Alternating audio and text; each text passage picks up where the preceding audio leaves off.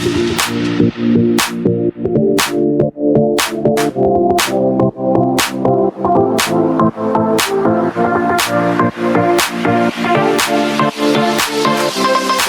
জনগণ, welcome back to my channel. আশা করি সবাই অনেক ভালো আছেন। টাইটেল এবং থাম্বনেল দেখে অলরেডি বুঝেই গেছেন আজকের ভিডিওর টপিকটা। তো আর কোনো কথা না বাড়িয়ে চলুন শুরু করা যাক আজকের ভিডিও।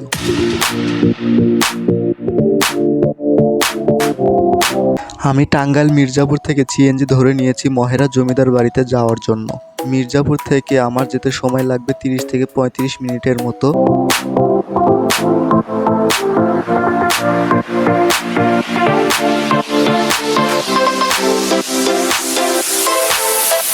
ইতিমধ্যে আমি চলে এসেছি জমিদার বাড়ির সামনে। ভিতরে যাওয়ার জন্য টিকিট সংগ্রহ করে নিতে হবে আমাকে। টিকিটের মূল্য পার পার্সন 100 টাকা।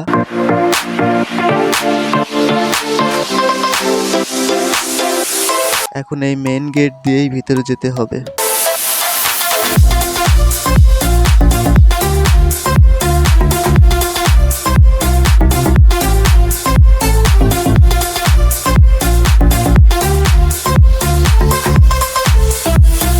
এই মহেরা জমিদার বাড়িতে রয়েছে বিশাল 4টি ভবন, তার মধ্যে এটি একটি। ভবনটির সৌন্দর্যকে আরও বৃদ্ধি করার জন্য সামনে বিভিন্ন ধরনের ফুল গাছ এবং বিভিন্ন প্রাণীর চিত্র ফুটিয়ে তোলা হয়েছে। প্রতিদিন অনেক পর্যটকই এই জমিদার বাড়ি দেখতে আসে। আপনারা যারা টাঙ্গাইল ভ্রমণে আসবেন তারা একবার হলেও জমিদার বাড়ি ঘুরে যাবেন। জমিদার বাড়ির সৌন্দর্যগুলো আপনাকে মুগ্ধ করতে বাধ্য।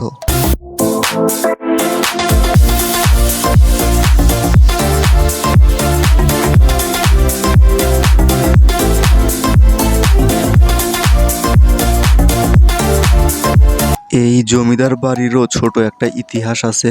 1890 সালের দিকে কলকাতার কালীচরণ সাহা ও আনন্দ সাহা নামের দুই ধনাঢ্য ডাল ও লবণ ব্যবসায়ী মহেরায় এসে 1174 শতাংশ জমির ওপরে তৈরি করেন এই জমিদার বাড়ি। পরে ইংরেজদের জমিদারি প্রথার সময় 24 পরগনার জমিদারদের কাছ কালীচরণ সাহা ও আনন্দ সাহা ছেলেরা বিপুল অর্থের বিনিময়ে কিনে নেয় এই জমিদারি। বাড়িটির সুদীর্ঘ ইতিহাসের পরিবর্তন হয় 1971 সালে। সে বছরের 14ই মে পাক হানাদার বাহিনী হামলা করে 5 গ্রামের সকলকে চৌধুরী লজের পিছনে নিয়ে গুলি করে হত্যা করে। পরে 1990 সালে এটি রূপ নেয় পুলিশ ট্রেনিং সেন্টারে।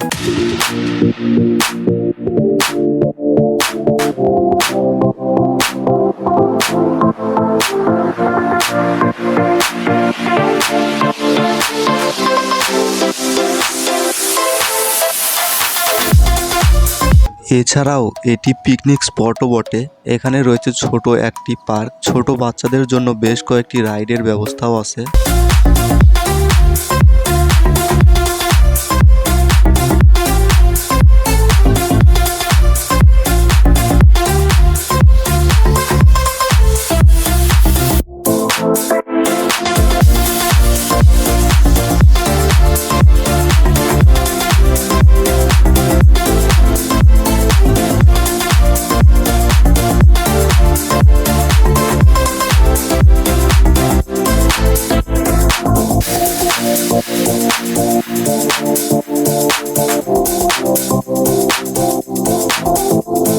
পার্কের পাশেই রয়েছে ছোট একটি চিড়িয়াখানা। চিড়িয়াখানায় রয়েছে বানর, হরিণ ও বিভিন্ন প্রজাতির পাখি।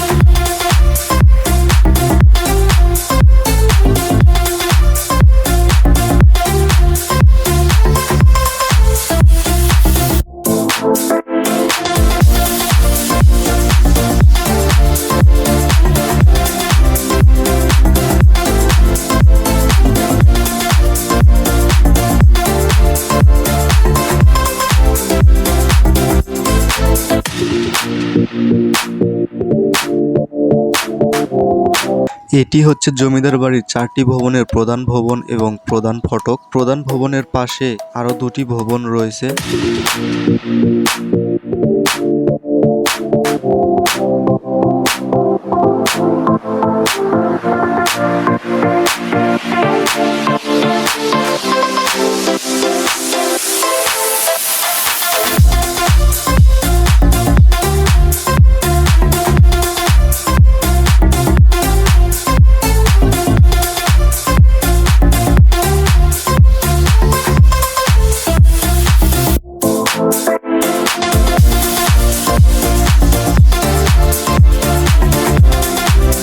সো গাইস, আজকে এই পর্যন্তই। ভিডিওটিতে একটি লাইক আর ভিডিওটি কেমন লেগেছে তা কমেন্ট বক্সে জানিয়ে দিন। চ্যানেলে নতুন হয়ে থাকলে অবশ্যই চ্যানেলটি সাবস্ক্রাইব করুন। দেখা হবে পরবর্তী ভিডিওতে। ততক্ষণ সবাই সুস্থ থাকবেন, ভালো থাকবেন। আল্লাহ হাফেজ।